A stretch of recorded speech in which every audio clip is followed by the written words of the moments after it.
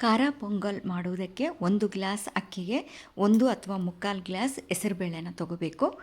ಅದಕ್ಕೆ ಮಾಮೂಲು ಅನ್ನಕ್ಕೆ 1ಕ್ಕೆ 2.5 ನೀರು ಅಂತ ಹೇಳಿದಾಗ ಇದಕ್ಕೆ ಡಬಲು 5 ನೀರು ಹಾಕ್ಬಿಟ್ಟು 3 ವಿಸಿಲ್ನ ಹೊಡ್ಸ್ಕೊತಾ ಇದ್ದೀನಿ. ಇದಕ್ಕೆ ಒಗ್ಗರಣೆ ಬಂದುಬಿಟ್ಟು ಎಣ್ಣೆ, ಸಾಸಿವೆ, ಜೀರಿಗೆ, ಕಡಲೆಬೇಳೆ, ಕರಿಬೇವು ಇದು ಎಲ್ಲ ಚಟ್ ಅಂದ ನಂತರ ಒಲೆಯನ್ನು ಆಫ್ ಮಾಡಿಬಿಡಬೇಕು. ನಂತರ ಪೆಪ್ಪರ್ ಆದರೂ ಹಾಕ್ಕೋಬೋದು ಅಥವಾ ಪೆಪ್ಪರ್ ಪುಡಿ ಆದರೂ ಹಾಕ್ಕೋಬೋದು.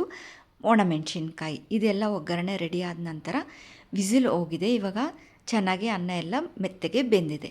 ಇದಕ್ಕೆ ಉಪ್ಪು, ಕೊತ್ತಂಬರಿ, ಒಗ್ಗರಣೆ ಹಾಕ್ಕೊಂಡಿರೋದನ್ನೆಲ್ಲ ಹಾಕ್ಕೊಂಡು ಸ್ವಲ್ಪ ನೀರನ್ನು ಆ್ಯಡ್ ಮಾಡ್ಕೋಬೇಕು. ಸ್ವಲ್ಪ ಇದು ನೀರು ಹಾಕೋಕ್ಕೆ ಎಲ್ಲವುದನ್ನು ಚೆನ್ನಾಗಿ ಕಲಿಸ್ಬಿಟ್ಟು ಒಂದು ಕುದಿ ಬರಲು ಬಿಡಬೇಕು. ಇದು ಒಂದು ವೇಳೆ ಆರಿದೆ ಅಂತ ಅಂದಾಗ ಸಣ್ಣ ಉರಿ ಇಟ್ಟು ಸ್ವಲ್ಪ ಮುಚ್ಚಿಟ್ರೆ ಮತ್ತೆ ಬಿಸಿ ಆಗುತ್ತೆ. ಸ್ಟಾರ್ಟಿಂಗ್ ಇದು ಸ್ವಲ್ಪ ನೀರು ಅನಿಸುತ್ತೆ, ಆರ್ತಾ ಅದು ಗಟ್ಟಿಯಾಗುತ್ತೆ. ಇದ್ರ ಜೊತೆಗೆ ನಾವು ಕಾಂಬಿನೇಷನ್ ಬಂದುಬಿಟ್ಟು ಹುಳಿ ಮತ್ತು ಕೊಬ್ಬರಿ ಚಟ್ನಿ ಅದನ್ನು ಮಾಡುವ ವಿಡಿಯೋನ ನಾನು ಡಿಸ್ಕ್ರಿಪ್ಷನ್ ಬಾಕ್ಸಲ್ಲಿ ಹಾಕಿರ್ತೇನೆ. ಇದು ನೋಡಲು ಇವಾಗ ಸ್ವಲ್ಪ ನೀರು ಅನಿಸುತ್ತೆ. ಇವಾಗ ಇನ್ನೊಂದು ಕುದಿ ಬರಲು ಬಿಡ್ತಾ ಇದ್ದೇನೆ. ಇವಾಗ ಇದು ಪೊಂಗಲ್ ರೆಡಿಯಾಗಿದೆ. ಇದರ ಜೊತೆಗೆ ಕಾಂಬಿನೇಷನ್ ಬಂದುಬಿಟ್ಟು ಹುಳಿ ಮತ್ತು ಕೊಬ್ಬರಿ ಚಟ್ನಿಯನ್ನು ನಾವು ನಂಚ್ಕೊಂಡು ತಿಂತೀವಿ.